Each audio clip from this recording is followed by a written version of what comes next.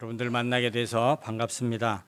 우리 최윤정 목사님이 우리 교회 교육 목사님으로 한 7년간 계셨습니다. 우리 최 목사님이 떠나시고 나니까 교회가 텅 빈 것 같아요. 워낙 크게 자리를 하고 계셔서 오늘 이렇게 또 저를 불러주셔서 여러분과 함께 하나님의 말씀을 같이 생각하고 또 은혜 받게 해주셔서 정말 감사를 드립니다. 이 시간을 통하여 하나님께서 우리에게 주시는 음성을 듣고 하나님의 은혜 가운데 기뻐하고 감사하는 주의 종들이 되실 수 있기를 바랍니다. 이렇게 저녁 때 모였는데 하나님께서 우리의 마음을 감동시키셔서 여러분에게 하나님의 큰 은혜와 능력이 항상 더하여질 수 있기를 바랍니다. 역사학자 토인비라고 하는 사람이 있는데 이 사람이 이런 말을 했습니다. 새로운 문명의 물결이 몰려올 때는 우리는 문명의 바깥 요소부터 외부적인 요소부터 받아들인다 했습니다. 그리고 그 바깥의 요소를 외부적인 요소를 받아들이는데 그것이 본질적인 것으로 이어지지 않을 때는 그 문명과 문화가 힘을 잃고 영향력을 잃어버리게 된다, 이런 말을 했습니다. 가만 생각해 보면 우리의 신앙생활이나 우리의 믿음 생활도 이와 같은 것이 아닐까 생각을 해봅니다. 우리가 예수님을 만나고 특별히 또 우리나라 같은 경우에는 예수님을 모르던 민족이었잖아요. 그런데 복음을 받아들이고 그래서 이제는 모든 사람들이 겉으로만 딱 보면 저 사람 예수 믿는 사람이구나, 이런 거를 겉으로 말하는 모습만 봐도 딱 알 수 있어요. 그리고 우리는 항상 교회를 다니다 보면은 이름 뒤에 호칭이 붙잖아요. 집사님, 권사님, 장로님, 전도사님, 목사님. 그러니까 이런 호칭들은 딱 기독교에서만 쓰는 거예요. 그리고 정말 그 호칭을 보고 그 호칭을 듣고 그 사람을 보면 정말 집사님 같고 전도사님 같고 목사님 같아요. 그래서 우리가 이 외부적으로 신앙생활하는 것, 하나님을 섬기고 찬송하고 기도하고 이러한 모습을 보면은 전부 예수 믿는 사람 같아 보입니다. 그런데 문제는 겉으로는 그렇게 보이는데 내 삶의 본질적으로 기독교의 근본 정신과 그 뿌리와 의식이 내 삶을 통하여 뿌리를 내리지 않고 변화가 되지 않는다면 그 기독교는 겉으로만 보일 뿐 우리의 삶에 큰 영향력을 발휘할 수 없다라는 것입니다. 우리가 겉으로 배우는 모습은, 겉으로 예수 믿는 사람의 모습을 가지는 것은 사실 그렇게 어려운 일은 아닙니다. 내가 조금만 익숙하게 되고 조금만 예배당에 나가게 되고 조금만 예배에 참석하게 되면은 내가 예수 믿는 모습을 얼마든지 가질 수 있습니다. 그런데 내가 예수를 믿고 신앙생활하면서 내 삶에 예수님의 말씀, 하나님의 말씀으로 인하여서 변화되는 삶을 산다고 하는 것은 그것은 결코 쉬운 일이 아닙니다. 이것이 우리의 변화된 삶으로 이어지기 전까지는, 이것이 이어지지 못한다고 한다면은 우리의 삶의 기독교와 또 신앙이 그렇게 큰 영향을 우리를 통하여 세상 사람들에게 끼칠 수 없다는 것입니다. 요즘 기독교가 한국에서도 굉장히 많은 비난을 받고 있습니다. 미국에서는 조금 덜 할지는 모르겠지만 여러분, 그 근본적인 이유가 무엇입니까? 한국 교회가, 우리 교회가 겉으로는 예수 믿는 모습을 다 갖춰줬는데 이 본질적인 모습에서 그 모습이 본질로 이어지지 못하고 있는 것입니다. 그래서 이 시대가 오늘 우리에게 요구하는 부분이 아마 그와 같은 것일 것입니다. 겉으로만 예수 믿는 흉내 내지 말고, 겉으로만 예수 믿는 척하고 다니지 말고, 정말 속으로 내 삶이 변화되고 우리 교회가 변화돼서 예수 믿는 삶으로 좀 변화된 삶을 보여달라고 하는 시대의 요구라고 생각이 됩니다. 아마 여러분들은 이 자리에 전부 신학을 공부하시는 분들이신가요? 네. 그래요.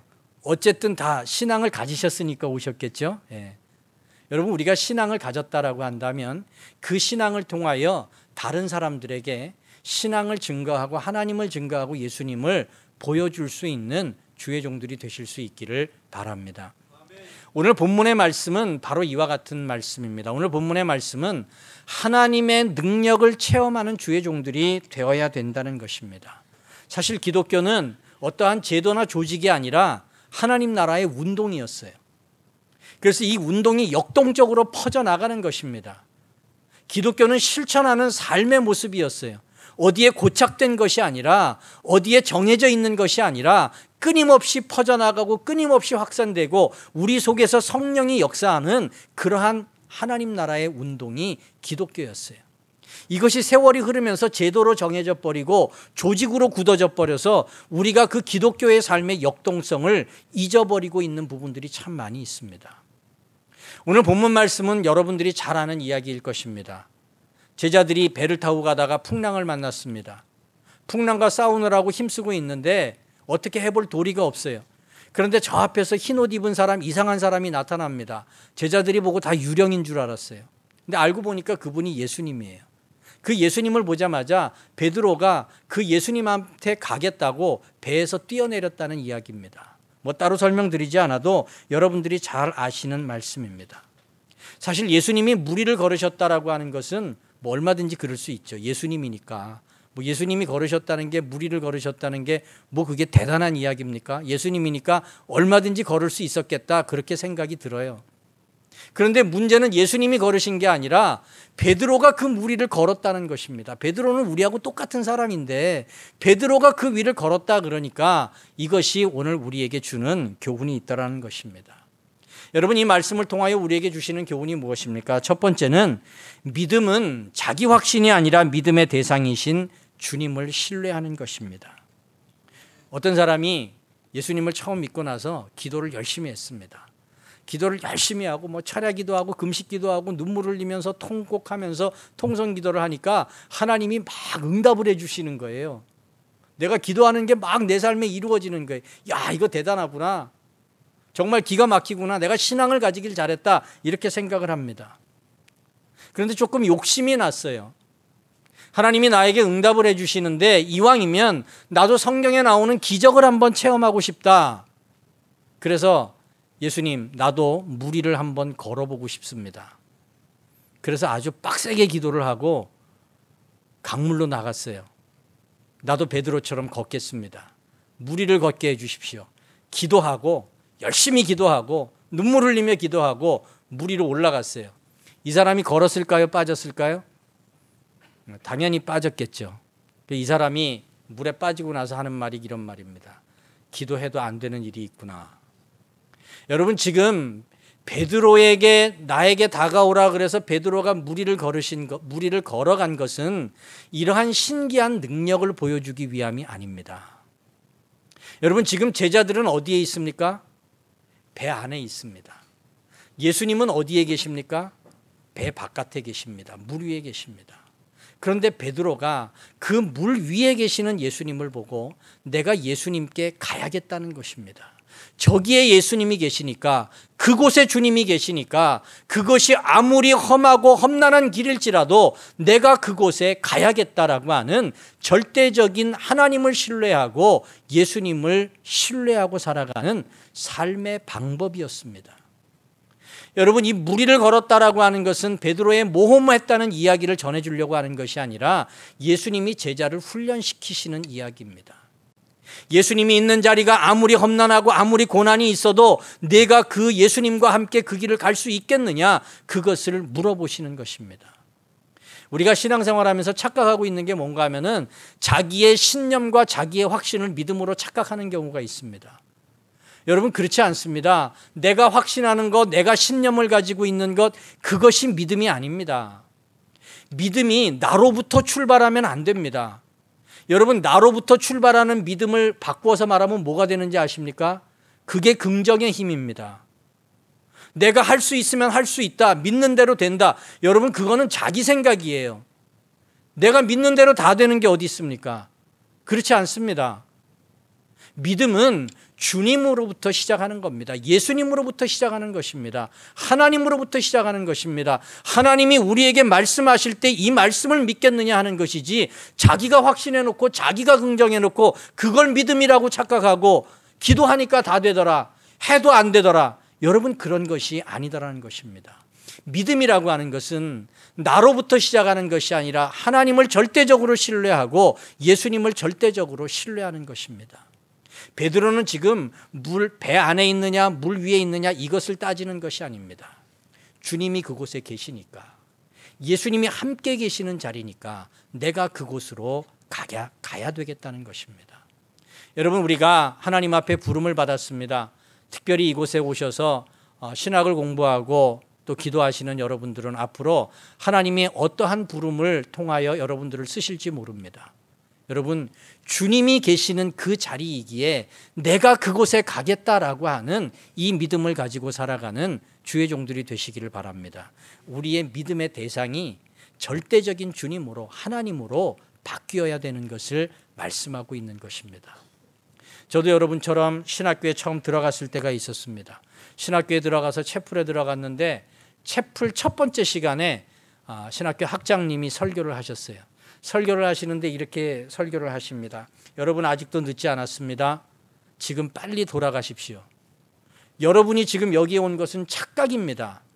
자기 확신과 자기 신념을 가지고 온 것입니다. 아직 늦지 않았으니까 돌아가십시오. 지금 돌아가셔도 아무도 안 말립니다. 괜찮습니다. 지금 나가셔도 됩니다. 여러분, 이렇게 설교를 하셨어요. 그 말을 듣고 갈등을 많이 했어요. 그만두고 갈까? 집에 갈까? 내려갈까? 그런 생각 많이 했어요. 근데 지나고 나니까 그 학장님이 우리에게 참 중요한 걸 가르쳐 주셨어요. 자기 확신 가지고 자기 고집 가지고 올 것이 아니라 하나님을 믿는 그 마음과 그 믿음을 가지고 하나님의 일을 감당할 수 있는 사람으로 새롭게 시작하라는 이야기였어요. 여러분, 새롭게 우리의 믿음의 대상을 하나님으로 바꾸고 내 신념과 내 확신을 버리고 하나님이 주시는 소명을 가지고 살아갈 수 있는 주의 종들이 되시기를 바랍니다. 두 번째로 이 말씀을 통하여 우리에게 주시는 교훈이 있습니다. 그것은 배 바깥으로 나가야지 능력을 체험할 수 있다는 이야기입니다. 배 바깥으로 나가야지 무리를 걸어볼 수가 있다는 것입니다. 여러분, 기가 막힌 일 아닙니까? 사람이 어떻게 무리를 걷습니까? 걸을 수 없는 것입니다. 그런데 베드로는 걸었습니다. 아마 베드로는 평생 동안 이 일을 잊지 못했을 것입니다. 그런데 베드로는 배 바깥으로 나가서 무리를 걸었습니다. 베드로가 물어봅니다. 예수님, 제가 나가도 되겠습니까? 예수님이 말씀하십니다. 그래, 배 바깥으로 나와서 나에게 걸어와라. 여러분, 베드로가 배 바깥에 나갔을 때 나머지 제자들은 어디에 있었습니까? 배 안에 있었어요. 여러분, 왜 배 안에 있었을까요? 나머지 제자들은? 여러분, 배 안이 물 위에서 배 안에 있는 것이 안전합니까? 배 바깥에 있는 것이 안전합니까? 배 안에 있는 것이 안전하죠. 물론 지금 풍랑이 일어서 뒤집어질 뻔한 그런 상황은 만들어내고 있지만, 그러나 비교적 배 안에 있으면 그래도 가능성이 있고 소망이 있습니다. 근데 배 바깥으로 나가면 어떻게 됩니까? 이거는 거의 100% 빠지는 겁니다. 거의 100% 물 먹고 꼬르륵 하는 겁니다. 그래서 나머지 제자들이 지금 선택하는 삶은 무엇입니까? 비교적 안전한 삶을 선택하고 살아가는 것입니다. 여러분, 우리가 하나님의 능력을 체험할 때 바로 이와 같은 삶이 우리 가운데도 있다는 것입니다. 베드로는 배 바깥으로 나오라고 하는 말을 들었을 때 그 말에 순종하고 나갑니다. 나머지 제자들은 야, 그럼 무슨 소리냐? 그래도 배 안에 있어야지 우리가 살 수 있지, 숨 쉬고 살 수 있지, 배 바깥으로는 못 나간다는 것입니다. 만약에 여러분들이 이와 같은 상황에 있었다면 여러분들은 어떻게 했겠습니까? 저 같았으면 안 나갔을 것 같아요.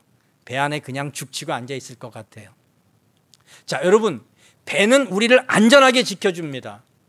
나가면은 풍랑이 있고 빠지는 것이 100%입니다. 근데 여러분, 하나님의 능력은 누가 체험했습니까? 베드로는 체험했는데 나머지 제자들은 다 구경만 했습니다. 여러분, 우리가 능력을 체험하는 삶이 돼야 됩니다. 하나님의 능력의 본질을 우리의 것으로 만들어야 됩니다. 그러기 위해서는 여러분, 배 바깥으로 나갈 수 있어야 됩니다. 여러분, 이것이 꼭 물 위에 떠 있는 배만 의미하는 것은 아닙니다. 많은 사람들이 다 자기들만의 배를 가지고 있어요. 자기들만의 안전한 삶을 하나씩 다 가지고 있습니다. 하나님과 상관없어요. 하나님과 상관없이 안전하고 안락한 그 안락을 약속하는 배를 다 가지고 있습니다. 우리에게 이러한 것들이 있습니다. 여러분, 우리의 배가 무엇입니까? 어떤 사람은 돈으로 그 편안함을 삼습니다. 어떤 사람은 권력이 나를 지켜주겠지, 권력 안에 있으면 내가 편안하겠지, 그 권력을 자기의 배로 삼습니다. 어떤 사람은 직업을 배로 삼는 사람들이 있어요. 어떤 사람은 관계, 인간관계를 자기의 배로 삼는 사람이 있어요. 어떤 사람은 자기의 성공을 자기의 배로 삼는 사람이 있어요. 여러분의 배는 무엇입니까? 모세라고 하는 사람, 이 사람에게도 배가 있었어요. 이 모세라고 하는 사람에게는 자기의 왕궁이 배였어요. 모세가 왕궁 안에 있는 동안에는 그 누구도 모세를 건드리지 않습니다. 그렇지 않겠습니까? 누가 감히 모세에게 대들겠습니까? 왕궁 안에 있는데. 그런데 그 왕궁 안에는 하나님이 안 계십니다. 거기에 있어서는 하나님의 일을 할 수도 없고 하나님의 능력을 체험할 수도 없습니다. 거기에서 나와야 됩니다. 그런데 왕궁 안에 있으면 모든 게 부족함이 없어요. 편안합니다. 즐겁습니다. 내가 원하는 것 다 할 수 있습니다. 내 믿는 대로 다 됩니다. 왕궁 안에 있으면. 그런데 하나님이 너 거기 있으면 안 돼.